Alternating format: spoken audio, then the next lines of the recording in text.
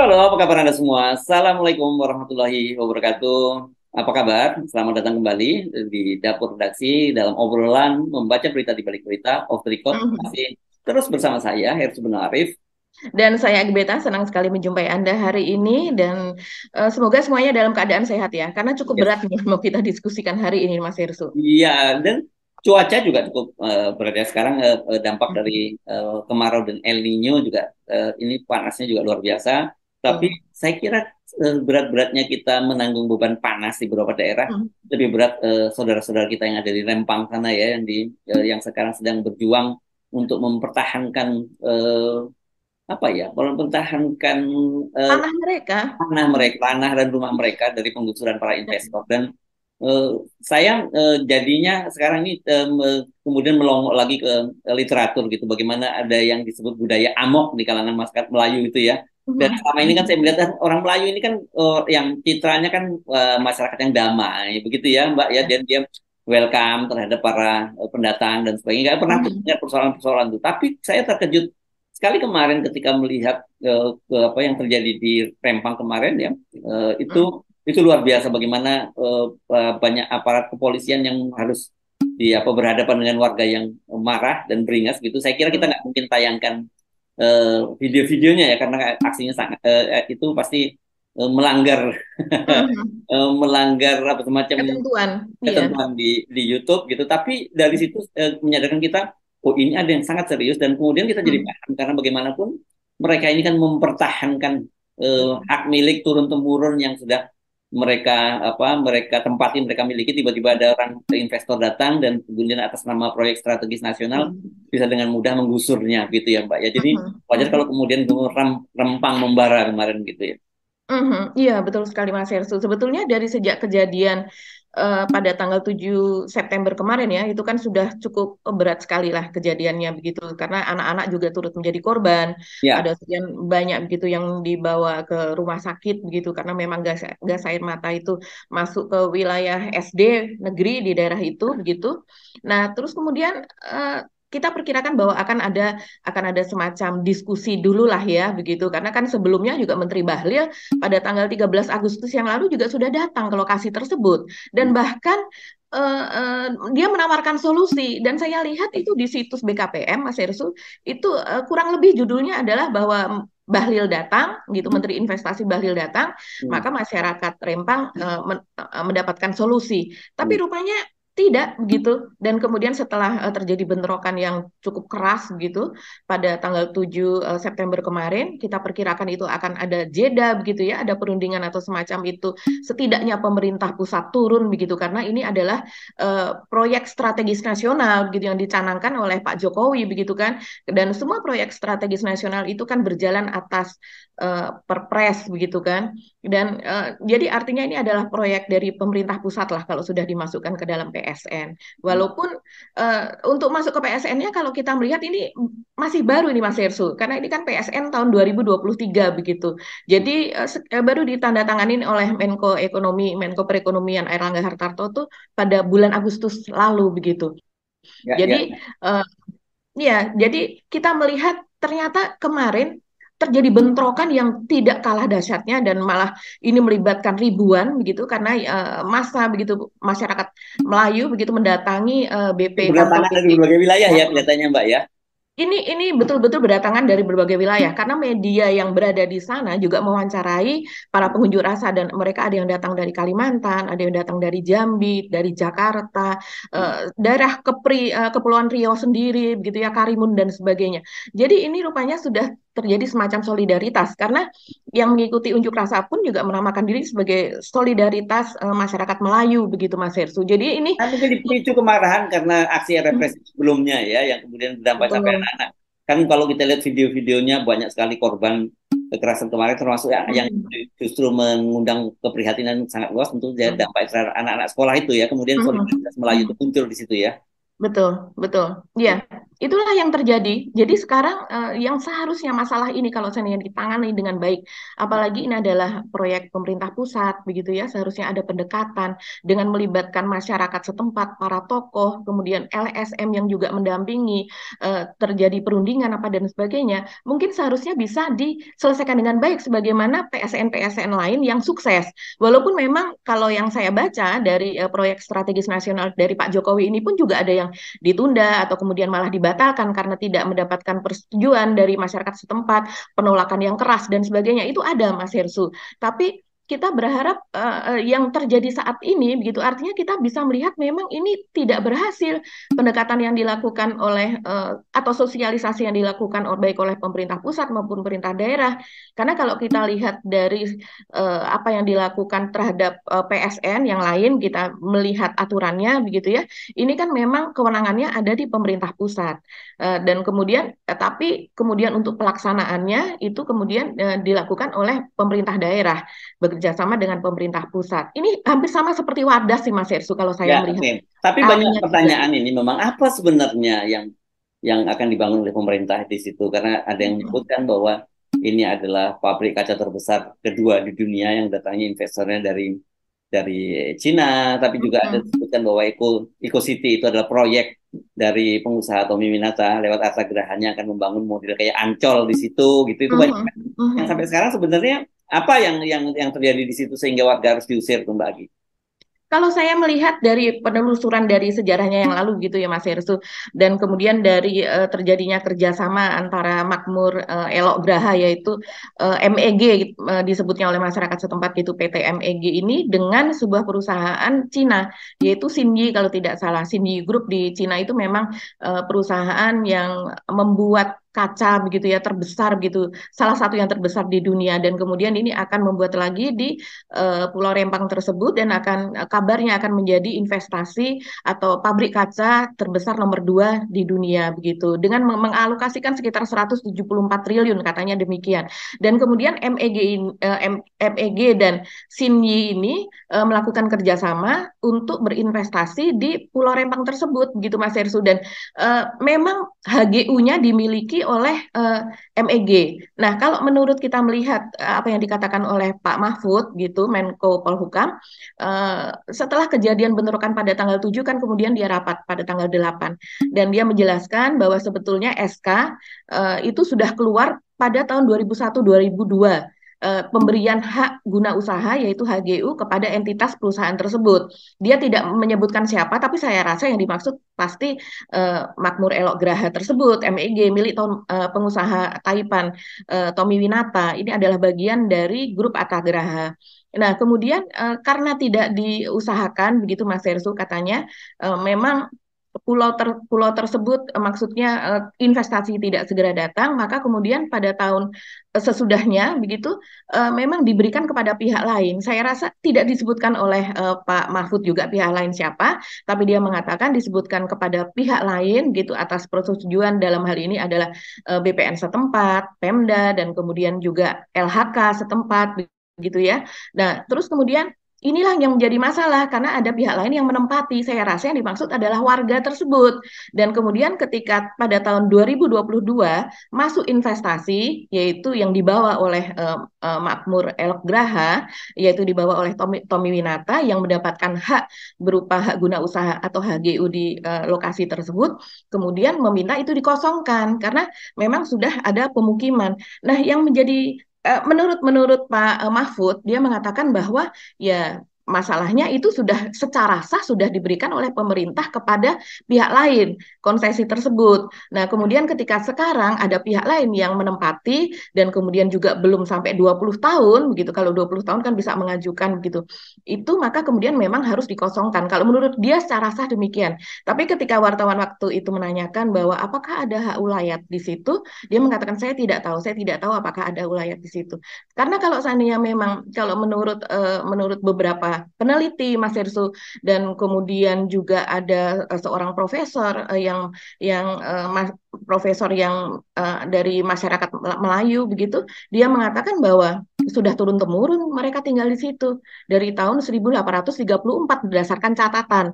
Mungkin sebelum itu ya, sebelum itu sudah ada, tapi kalau berdasarkan catatan yang ada dari 1834 mereka sudah ada di situ secara turun-temurun. Nah, yang jadi pertanyaan ketika tahun 2021 ketika tahun 2001 dan 2002 itu diberikan hak kepada HGU kepada perusahaan tersebut, apakah dilihat memang sudah ada masyarakat di situ atau tidak gitu. Masyarakat karena masyarakat adat dan ini kampung tua begitu.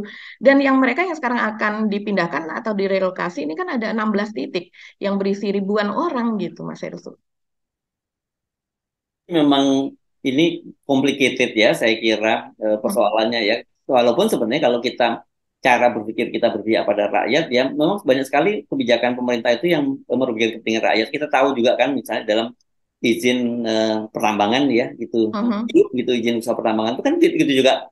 Tiba-tiba banyak warga-warga yang tinggal di situ, kemudian rumahnya udah dipatok-patok oleh para pengusaha karena mereka mendapatkan iup dan mereka nggak peduli ya bahwa di situ ada rumah, ada kebun Ya. warga dan sebagainya, tapi atas nama izin itu kemudian mereka membebaskan. Memang banyak ini dan saya kira ini yang kemudian diatur dalam undang-undang kita sebut undang-undang Mhm. minerba, undang-undang omnibus law dan sebagainya, Mhm. memang memberikan kemudahan kepada para investor gitu atas nama investasi, atas nama kesempatan kerja, atas nama pertumbuhan ekonomi gitu, mereka mendapat keistimewaan dan rakyat itu bisa dengan mudahnya digusur sana gusur sini aja gitu.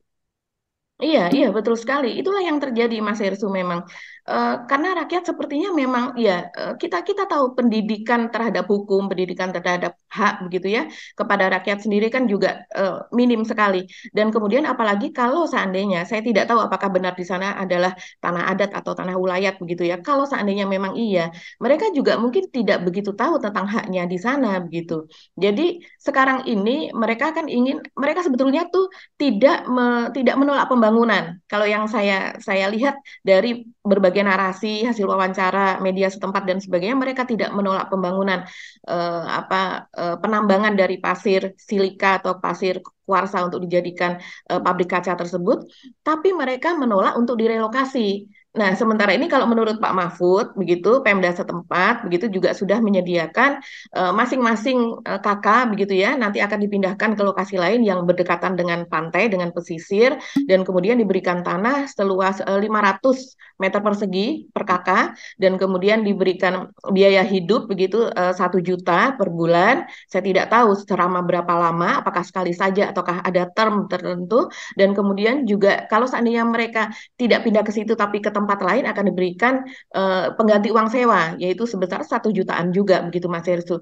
Nah, saya rasa sih sebenarnya masyarakat ya kalau seandainya memang memang ini adalah sesuatu pembangunan gitu yang menghasilkan keuntungan sangat besar, investasinya saja 174 triliun katanya demikian dan kemudian juga akan mendatangkan apa maksudnya memberikan pekerjaan kepada ribuan orang begitu. Artinya ini adalah prospeknya sangat bagus dan kemudian juga memang sangat menguntungkan. Ini di luar masalah lingkungan ya nantinya. Kalau seandainya memang demikian, kita melihat, kalau saya melihat ganti rugi itu dengan keadaan ekonomi yang sekarang yaitu minim sih Mas Hirsu. Dengan ya 500 500 tanah 500 meter persegi, kemudian juga eh, mereka kan harus membangun sebuah budaya baru di tempat itu walaupun mungkin sama-sama di depan dekat dekat laut apa dan sebagainya. Kondisi laut walaupun dalam satu pulau itu tetap berbeda begitu. Apalagi kalau mereka sudah pindah ke pulau yang lain. Nah, itulah yang kemudian seharusnya kalau seandainya dibicarakan secara baik-baik saya rasa ya, seperti di tempat lain dan kemudian mendapatkan ganti rugi itu memang yang sangat-sangat layak yang membuat orang itu kemudian bisa memikirkan jeda beberapa waktu untuk memikirkan hidupnya dengan uang yang ada di tangan. Uang cash loh ya, bukan berupa sesuatu yang tidak bisa dijual dengan cepat gitu, tapi berupa uang cash, tabungan apa dan sebagainya kemudian diberikan keterampilan lain juga selain sebagai nelayan, pembinaan, pendampingan dan sebagainya, saya rasa orang akan lebih apa ya, orang akan bisa lebih menerima lah begitu. Ya, Walaupun dalam hal ini tetap saja itu ada kalau menurut masyarakat setempat ini artinya adalah menghilangkan budaya adat atau masyarakat adat setempat yang sudah ratusan tahun menghuni. ya, ya. Dan ini saya kira sudah masuk dalam kategori pelanggaran HAM juga ya, karena Komnas HAM juga sudah turun tangan dan sebagainya. Ya. Dan Mhm. soal hak asasi manusia ini kan sekarang justru menjadi concern Mhm. dari pemerintah negara-negara lain yang berkaitan dengan masalah Indonesia. Jadi bukan akan ada value baru sekarang setiap kali ada, tidak semata-mata soal investasi gitu ya. Kalau Indonesia kan kesannya pokoknya investasi masuk gitu, ekonomi tumbuh, tapi soal hak asasi manusia ini jadi abai begitu ya. Belum Mhm. lagi Mhm. soal lingkungan gitu, kerusakan lingkungan kan Indonesia itu kelihatannya selalu yang dihitung itu hanya bahwa oh berapa besar kemudian sebuah investasi itu menyerap tenaga kerja, berapa besar kemudian dia bisa mendatangkan devisa, memberikan pajak pada Mhm. negara, tapi kerusakan lingkungan itu tidak pernah dikalkulasi dan ini biasanya justru jauh lebih mahal biayanya ketimbang keuntungan yang diperoleh. Belum lagi kemudian dampaknya terhadap masyarakat sekitarnya juga ya, dampak Mhm. dampak bukan hanya polusi, limbah beracun yang didapatkan dan itu berdampak juga pada pertumbuhan generasi muda kita yang akan datang. Jadi benar-benar yang begini ini kita masih sangat primitif pemerintah dalam hal soal investasi ini. Yang dilihat pokoknya investasi masuk, tapi mereka tidak lihat dampak jangka panjang yang itu bisa merugikan bukan hanya bukan hanya kerusakan lingkungan, tapi juga Mhm. kerusakan sumber daya manusianya.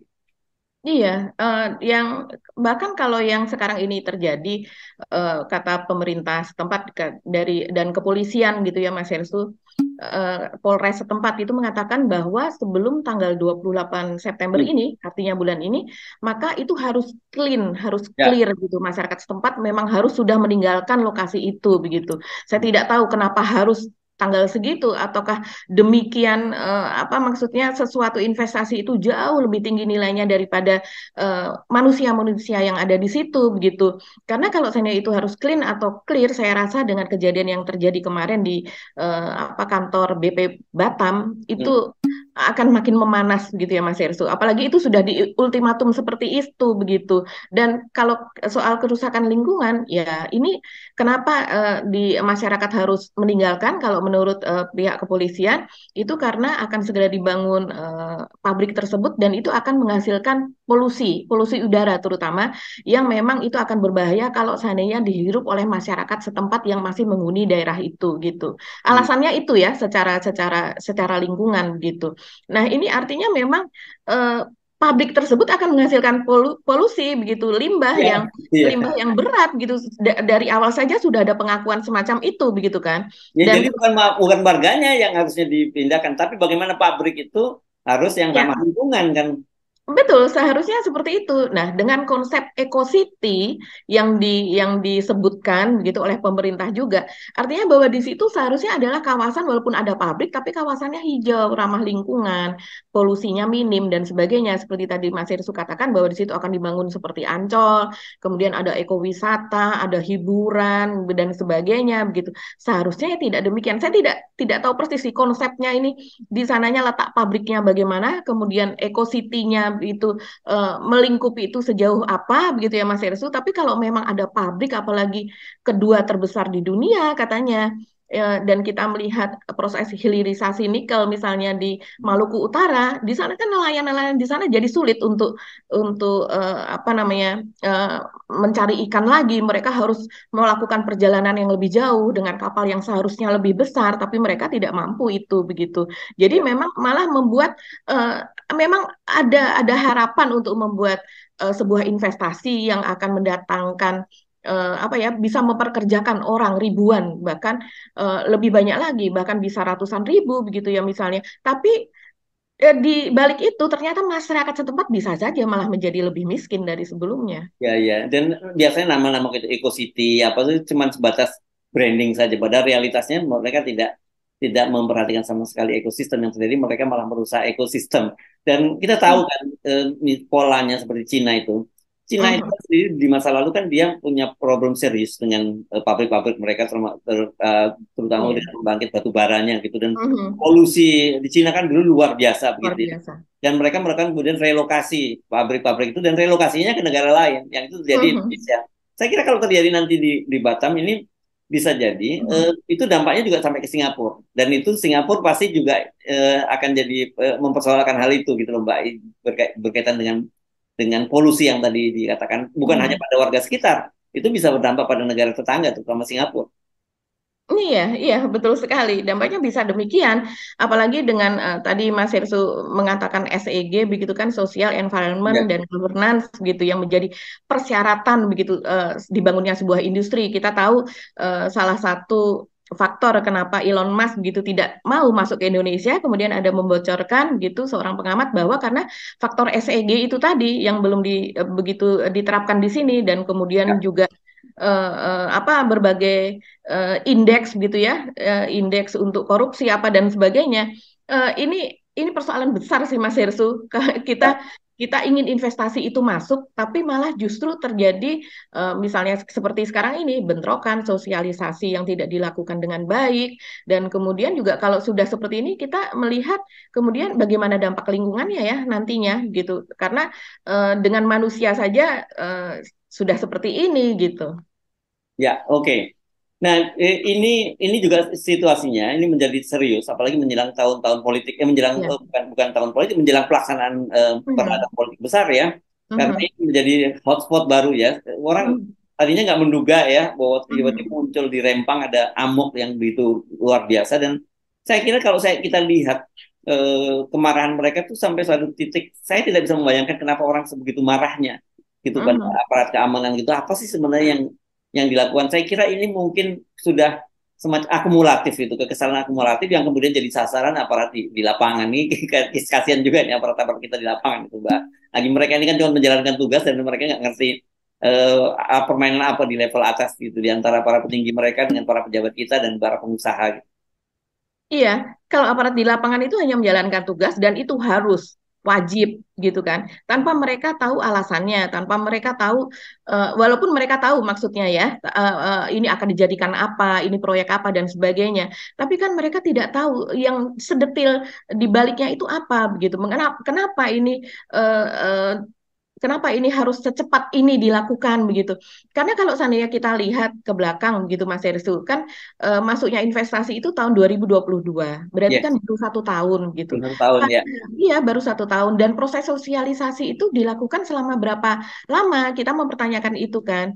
Dan kemudian juga sebelumnya katanya kalau menurut Pak Mahfud ini proses pemberian pemberian hak yang tadinya karena di situ lama sudah diberikan HGU kepada Makmur El Graha tersebut, tapi tetap kosong, belum ada investasi di situ, sehingga katanya kemudian ada pihak lain ini mungkin adalah masyarakat itu tadi yang dimaksud, sehingga diberikan hak kepada mereka untuk mendiami tempat tersebut, dan ini dilakukan oleh LHK terutama dan BPN. Nah, kalau seandainya dan kemudian katanya saat ini itu sudah dicabut, ada sekitar 5 sampai 6 surat katanya Mas Hersu yang Ya, dicabut hak tersebut kepada warga. Nah, ini kan sebenarnya bukan salah warga dong berarti ya. ya, ya. Warga juga tidak tahu soal HGU, bahwa tanah itu sudah diserahkan kepada pihak lain, dan kemudian prosesnya terlalu cepat untuk seseorang yang kalau seandainya dia sudah meninggali, apalagi sudah ratusan tahun, walaupun seperti kata Pak Mahfud itu baru belasan tahun saja, seseorang yang meninggalkan rumahnya, mata pencariannya di situ, anaknya sekolah di situ, itu berat sekali. Yes, ini Hmm. mesti diwaspadai oleh pemerintah ya. Jangan dianggap sepele karena Ya. ini mungkin semacam urusan satu titik, tapi bisa menjadi merembet ke titik-titik lain karena ketidakpuasan terhadap para investor. Kebijakan pemerintah itu sebenarnya terjadi di Hmm. mana-mana, hampir semua, terutama sekarang ini di wilayah-wilayah timur Indonesia yang sumber daya alamnya memang melimpah di sana gitu ya. Ya, dan ini rame banget Mas Irsu, netizen menyuarakan berbagai hal begitu ya di situ, dan kemudian solidaritas Melayu ini menguat. Ini eh, solidaritas Melayu menguat untuk sesuatu hal yang bukan berupa hal seperti saat ini itu bagus. Tapi kalau menguat kemudian terjadi bentrokan semacam ini hanya karena ketidakbijakan dari pemerintah, ini bisa berpotensi berpotensi akan terjadi bentrokan yang lebih tajam lagi begitu, karena sekarang kita melihat bahkan ada yang mengatakan seperti ini adalah kebijakan dari Jawa begitu, dan kemudian Ya, ya, iya, ya, ya, ini ya. sesuatu yang, tapi kan ini suara rakyat kecil Mas Ersu, kalau Betul, kita lihat betul. wah ini rasis nih, ini kesukuan nih kayak gitu. Mereka tidak melihat itu begitu. Ya, Mereka mereka hanya melihat tunjangan pusat dan pusat itu memang adanya di Jawa kan ada gitu. di Jawa, betul. Dan kemudian juga mereka melihat ini kami kan masyarakat sini, kami yang dulu berperang begitu ya. Kami yang dulu apa pada tahun 1800, tahun 1700 begitu berperang melawan penjajah apa dan sebagainya. Dan itu adalah nenek moyang kami berhak mendiami ini adalah bumi Melayu apa dan sebagainya. Dan kemudian terjadi solidaritas dari masyarakat Melayu di berbagai tempat, kemudian datang ke sana beramai-ramai begitu. Ini sesuatu yang berbahaya. Yes, oke. Ya, Mbak Agi, jadi ini semacam mesti ada harus catatan Mbak ya dengan pita merah Mhm. yang besar gitu di bawahnya bahwa ini harus betul-betul diperhatikan secara serius oleh pemerintah ya. Jangan nganggap bahwa oh rakyat itu bisa dengan mudah mereka digusur sana gusur sini dengan atas nama pembangunan atas nama investasi gitu ya. Ini Iya, yang ya. catatan yang sangat serius buat dari kita untuk pemerintah. Iya, ya. Karena proyek PSN itu, kalau menurut Pak Jokowi loh ya, ini Hmm. tujuannya adalah untuk mengecilkan ketimpangan dan Ya, memperkecil menumbuhkan ketimpangan, tapi yang terjadi malah ketimpangannya makin besar kan gitu ya. betul dan untuk menumbuhkan kawasan ekonomi baru, mensejahterakan rakyat setempat dan kemudian memberikan ladang pekerjaan kepada masyarakat setempat dan juga dari tempat yang lain begitu. Tapi kalau dengan yang seperti ini Ya, saya rasa akan sulit untuk ya, dilakukan. realitasnya itu hanya jargon lah yang seperti itu ya. Mhm, mhm. Baik, bagi kita akhir perbincangan kita ya. Tentu saja tetap saja dengan apa keprihatinan yang mendalam untuk saudara-saudara kita yang ada di Pulau Rempang terutama dan juga etnis Melayu yang sekarang sedang marah dengan kebijakan pemerintah pusat. Jadi tentu Mhm. dalam situasi begini ya, tidak harus pemerintah juga hadapi dengan kekerasan gitu ya. Kalau ada Iya. masyarakat yang ngamuk ya pemerintah harusnya lebih bijak dalam menghadapi itu. Bukan mereka kemudian beri deadline harus kosong tanggal 28 ya maksudnya gitu ya. Ini kan kalau kalau dipastikan seperti itu akan terjadi kerusuhan yang berlanjut gitu. Iya, Mas Ersu. Dan kemudian juga supaya pemerintah kalau seandainya memang buzzer-buzzer itu masih ada di bawah pemerintah Hmm, begitu ya, itu hmm. harus dikendalikan lah gitu. Jangan Ya, jangan ya, aduh, itu malah malah membuat apa namanya Mas Ersu, malah membuat makin menggila gitu ya. Saya ya. khawatirkan begitu. Karena misalnya seperti ada cuitan dari Islah Barawi begitu. Ini kan dia adalah Islah Barawi itu apa kalau tidak salah staf khusus dari Polri ya, dari Kapolri begitu. Pokoknya Saya nggak tahu. iya, Hmm. dan kemudian dia mencuit begitu Mas Hersu. Dia menjawab cuitan, ada yang menulis seperti ini karena kemarin kan memang ada belasan, bahkan ada yang menyebut 25 itu para pengunjuk rasa itu yang ditangkap begitu Tangkap kan. ya. Hmm. Ya, dan kemudian beredarlah itu apa namanya situasinya ketika mereka masuk ke dalam mobil, mereka dibawa begitu dan kemudian juga bajunya dibuka semua ya bagian atas itu kan ditelanjangi apa dan sebagainya begitu dan kemudian ada yang menulis netizen seperti ini. Begini cara polisi memperlakukan para massa pendemo yang tertangkap. Hari ini ada 25 orang yang ditangkap dan dibawa ke Polres Barelang. Sangat humanis sekali kan, geng, kata dia begitu. Hmm. Dan kemudian dijawab oleh Islah Bahrawi dengan para bajingan tolol gitu. Jadi dia mungkin Hmm. mengambil diksi dari Bang Rocky Gerung begitu ya, tapi dia mengatai bahwa ini adalah para bajingan tolol. Ini kalau seseorang yang bekerja untuk pemerintah menjadi semacam staf ahli atau penasehat atau apapun membuat ketegangan itu makin menjadi Mas Yesus dan oh itu rupanya apa yang ada di apa yang ada di pemikiran pemerintah seperti itu ya karena orang Hmm. yang mereka rekrut ini kan termasuk kepada apa namanya buzzer juga begitu ya tapi yang kemudian bekerja untuk pemerintah. Yes, oke. Jadi jangan nggak perlu dipanas-panasi situasinya, mesti dibantu dicarikan solusinya dan diingatkan Ya, pemerintah bahwa pemerintah itu harusnya berpihak pada rakyat bukan berpihak pada para investor. Oke, kita sampai ketemu lagi esok ya, Mbak Agi. mm, Selamat menikmati hari yang makin panas. Bukan hanya situasinya yang panas, tapi cuacanya juga memang panas sekali gitu ya. Saya betul. Hetsum Arif, Dan saya Gibeta, terima kasih atas perhatian Anda. Tetap salam 0%. 0%. Wassalamualaikum warahmatullahi wabarakatuh.